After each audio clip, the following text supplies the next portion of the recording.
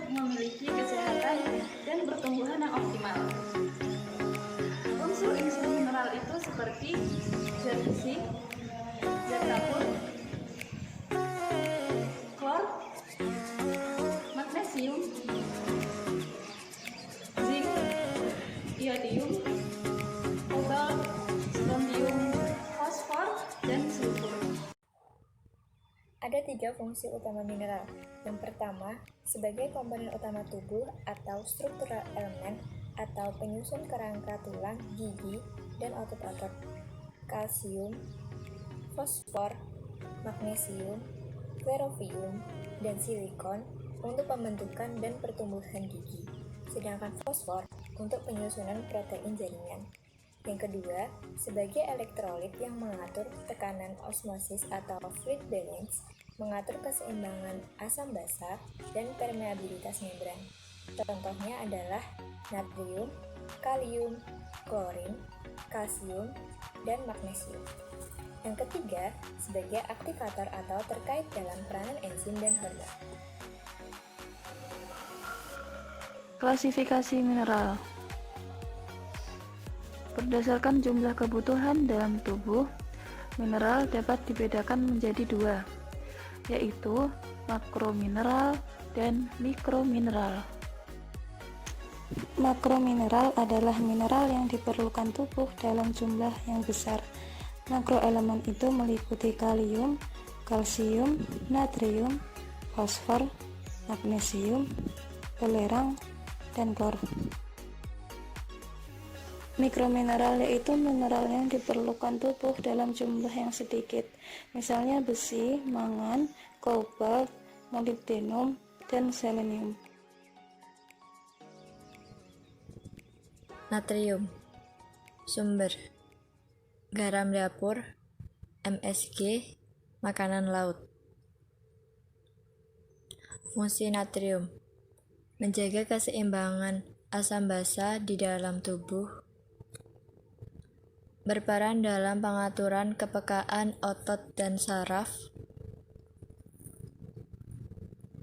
berperan dalam absorpsi glukosa, berperan sebagai alat angkut zat-zat gizi lain melalui membran, terutama melalui dinding usus.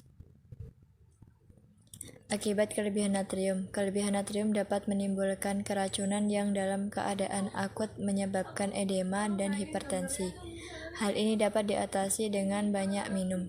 Kelebihan konsumsi natrium secara terus-menerus, terutama dalam bentuk garam dapur, dapat menimbulkan hipertensi.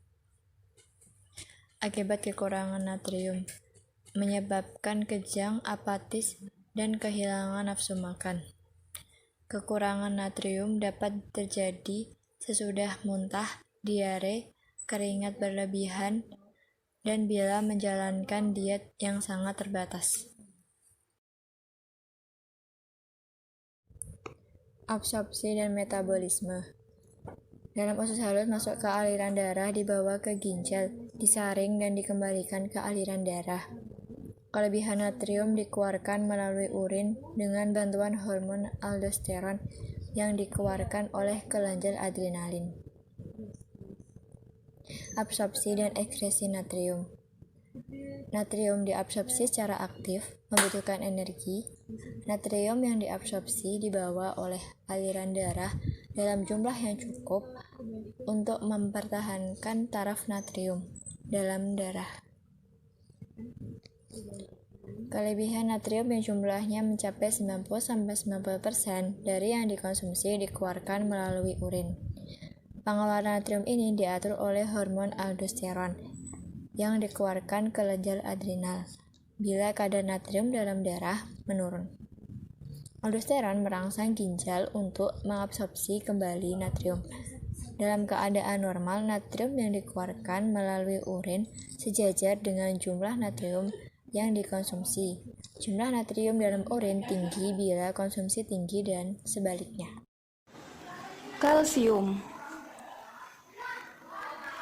Fungsi: pembekuan darah, pembentukan tulang dan gigi, penerimaan dan transmisi rangsang, kontraksi dan relaksasi otot. Sumber: susu, sayur mayur, udang, kuning telur, mentega, kacang, dan keju. Akibat kelebihan: hiperkalsemia atau kadar kalsium yang tinggi dalam darah. Konsumsi kalsium yang berlebihan dapat menyebabkan sulit buang air besar atau konstipasi dan mengganggu penyerapan mineral seperti zat besi, seng, dan tembaga. Akibat kekurangan: osteoporosis atau kerapuhan tulang, rakitis atau pembengkokan tulang, kejang otot, hipokalsemia.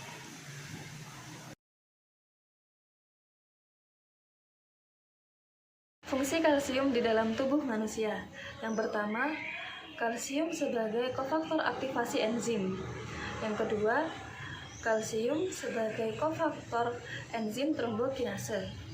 Yang ketiga, kalsium sebagai kofaktor enzim fosfatase efektor terhadap proses fosforilation.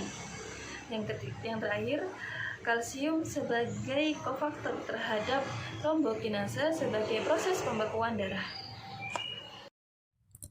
Fosfor. Fosfor merupakan mineral kedua terbanyak di dalam tubuh, yaitu 1% dari berat badan. Fosfor di dalam tulang dan gigi berada dalam perbandingan 1:2 dengan kalsium. Fosfor adalah mineral penting yang terlibat dalam ratusan kegiatan selular setiap hari seperti struktur kerangka dan organ-organ vital. Sebagai contoh untuk fungsi otak, jantung, ginjal, dan hati, semua membutuhkannya untuk menjaga tubuh berfungsi dengan baik. Sumber fosfor yang pertama biji-bijian dan kacang-kacangan. Biji labu dan labu kuning merupakan salah satu makanan sumber fosfor yang tinggi dari golongan biji-bijian. Yang kedua keju. Yang ketiga, ikan dan kerang-kerangan. Yang keempat, daging-dagingan. Yang kelima, produk susu rendah lemak. Dan yang keenam, produk olahan kedelai. Kekurangan dan kelebihan unsur fosfor. Akibat kekurangan fosfor jarang terjadi kekurangan. Kekurangan bisa terjadi bila menggunakan obat antasida untuk menetralkan asam lambung. Kekurangan fosfor menyebabkan kerusakan tulang atau mineralisasi tulang terganggu, pertumbuhan terhambat, rahitis, osteomalacia. Gejalanya adalah rasa lelah, kurang nafsu makan, dan kerusakan tulang. Akibat kelebihan fosfor. Kelebihan fosfor jarang terjadi. Penggunaan fosfor oleh tubuh salah satunya ditentukan oleh rasio antara kalsium dan fosfor. Kelebihan fosfor dapat mengganggu penyerapan mineral seperti tembaga dan seng serta dapat pula memicu timbulnya hipokalsemia.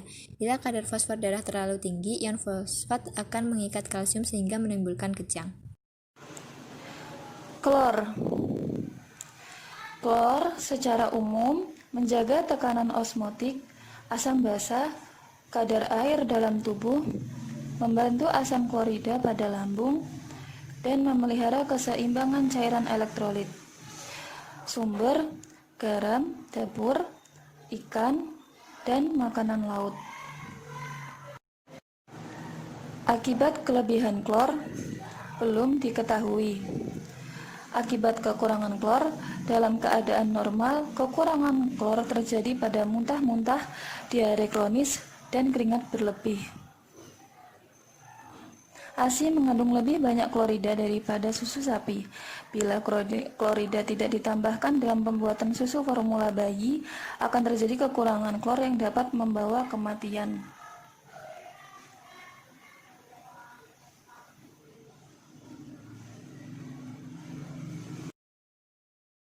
Sulfur diserap dalam bentuk ion sulfat sebagai penyusun asam amino sistein, metionin, membentuk protein. Pembentukan ikatan bisulfida antara rantai protein klorofil. Terlibat langsung dalam biosintesis minyak sebagai koenzim tiamin biotne koenzim A, prekursor produk sekunder yang mudah menguap seperti minyak mustard pada bawang. Fungsi sulfur sebagai unsur utama komponen asetil-CoA. Struktur CoA.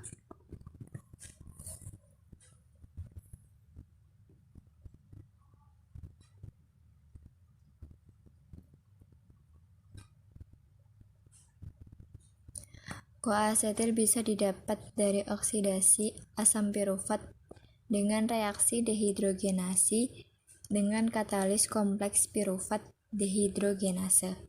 Sedangkan reaksi dengan enzim liase format pirufat pada asam pirufat akan menghasilkan asetil-CoA dan asam format. Fungsi sulfur sebagai koenzim pada biosintesis sistein dari serin tumbuhan dan hewan. Sulfur untuk sintesis sistein berasal dari metionin. Kondensasi dari ATP dan metionin dikatalisis oleh enzim metionin adenosyltransferase menghasilkan sebagai koenzim pada biosintesis sistein dari serin tumbuhan dan hewan. Sumber: susu, telur, daging, keju, dan kacang-kacangan. Sumber utama sulfur adalah protein yang mengandung asam amino metionin dan sistein baik hewani maupun protein nabati. Akibat kelebihan tidak ada, akibat kekurangan mengganggu pertumbuhan.